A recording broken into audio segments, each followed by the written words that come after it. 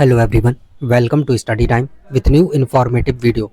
RO और ARO का पिछले बार जब एग्ज़ाम हुआ था तो ये 11 फरवरी को हुआ था और तब ये पेपर जो है लीक हो गया था और उसके बाद फिर एग्ज़ाम डेट आना है यही चल रहा था। लेकिन जब एग्ज़ाम डेट आई तो फिर उसमें कुछ अलग ही देखने को मिला कि 2 शिफ्ट में एग्ज़ाम और ये सारी चीज़ें।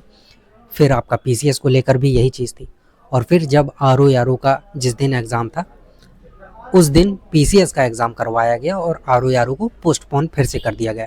तो अब इंतज़ार बच्चे कर रहे हैं कि आरओ आरओ का एग्ज़ाम जो है वो कब होगा। तो कैलेंडर आ गया है, उसमें डेट दी नहीं गई है, सिर्फ़ और सिर्फ आरक्षित जो तिथियां हैं वो दी गई हैं और आरक्षित तिथियां जो दी गई हैं उसमें संभावना अप्रैल की ही है कि आपका जो एग्ज़ाम है वो अप्रैल में ही संपन्न हो जाएगा। तो आपने जब पीसीएस का भी एग्ज़ाम हुआ था 22 दिसंबर को, तब आपने देखा कि जो पीसीएस के एग्ज़ाम का लेवल था वो तो अपने लेवल पे ही था कि क्या लेवल रखा गया था उसका एकदम, है ना। लेकिन उसके बाद जो चीज़ें बोली गई कि जो लोग घटना चक्र पढ़ते हैं, जो लोग भी घटना चक्र से तैयारी करते हैं, उन लोगों को अब घटना चक्र छोड़ देनी चाहिए और जो स्टैंडर्ड बुक्स हैं उनसे ही तैयारी जो है वो करनी चाहिए। देखिए, इस बात से कोई भी वो नहीं कर सकता है, ना ही कोई इस बात को नकार सकता है कि स्टैंडर्ड बुक जो है उनकी जगह कोई ले सकता है। बिल्कुल नहीं, स्टैंडर्ड बुक की जगह कोई नहीं ले सकता है। जो एनसीईआरटी है उनकी जगह कोई नहीं ले सकता है। चाहे जितनी ही 1000 घटना चक्र आ जाए, कोई भी एनसीईआरटी और जो स्टैंडर्ड बुक्स हैं उनकी जगह नहीं ले सकता है। लेकिन जो बात होती है समय की, अब आपका जो एग्ज़ाम है वो आरओ आरओ का एग्ज़ाम मान के चलिए कि अप्रैल में है और आपके पास 2.5 से 3 महीने का समय है। लेकिन क्या अब ये संभव है कि आप 2.5-3 महीने में एनसीईआरटी से पढ़ें, स्टैंडर्ड जो बुक्स हैं उनसे पढ़ें? क्या ये संभव है? जो लोग भी ये बोल रहे हैं कि पीसीएस में घटना चक्र से जो बोला जाता था कि 60% से 70% क्वेश्चन आते हैं, तो इस बार के पीसीएस में नहीं पूछे गए। इस बार एकदम उलट जो फेर है वो हो गया। तो देखिए, बिल्कुल ये चीज़ें हुई हैं, लेकिन इतने बड़े स्तर पर नहीं हुई है कि ये बोल दिया जाए कि घटना जो चक्र हैं वो बेकार हैं। यहाँ पर मैं किसी का भी प्रचार नहीं कर रहा हूँ, ना ही किसी उसकी एक पब्लिकेशन के बारे में ये कह रहा हूँ कि नहीं यही बहुत अच्छी।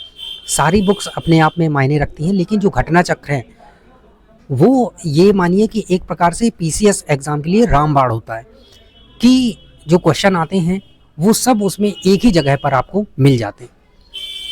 इस बार थोड़ा सा कह सकते हैं कि प्रश्नों की संख्या वो कम थी, 60-70 प्रश्न पूछ के 50-60 प्रश्न ही मान सकते हैं, लेकिन जो प्रश्न पूछे गए हैं वो उसमें थे। तो अब अगर आप लोगों की बातों में आकर ये सोचें कि मैं घटना चक्र नहीं पढ़ूंगा, अब स्टैंडर्ड बुक से ही तैयारी करना शुरू कर देता हूँ और जो एनसीईआरटी है उसी से करना शुरू कर देता हूँ, तो ये आपकी बात और सोच बिल्कुल सही है, लेकिन इस आरओ और एआरओ के एग्ज़ाम के लिए नहीं।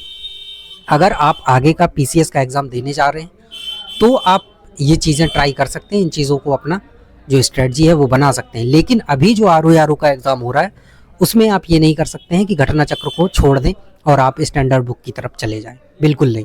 तो ये गलती बिल्कुल भी मत करिएगा। पिछले 1 साल से आप 1 साल होने को है, पिछले साल से आप लगातार पढ़ रहे होंगे, आपने हो सकता है घटना चक्र को भी 1 से 2 बार पूरा कर लिया हो और अब आप उसे छोड़ के कहीं और जाएं, ये चीज़ें सही नहीं है। तो आप लोग जहाँ से भी पढ़ रहे थे, जैसे भी पढ़ रहे थे, अगर आपने घटना चक्र नहीं पढ़ी है, कहीं और से पढ़ रहे थे, तो निश्चित तौर पर आप वहीं से पढ़िए, घटना चक्र की तरफ मत जाइए। अगर आपने घटना चक्र से ही पढ़ा था और भी जो आपके सोर्सेज रहे हों वहाँ से पढ़ा था, तो आप उन्हीं का रिवीजन वगैरह जो चीज़ें हैं वो करिए, ना कि नई नई चीज़ें ट्राई करना है। ठीक है, तो ये सब चीज़ें नहीं करना है। अपना जो स्ट्रेटजी पिछले कह सकते हैं कि 4-5-6 महीने से आप बना के चल रहे थे, तो उसी पे आप टिके रहिए और लोगों के कहने पे मत जाइए। थैंक यू, मिलते हैं न्यू इन्फॉर्मेटिव वीडियो के साथ।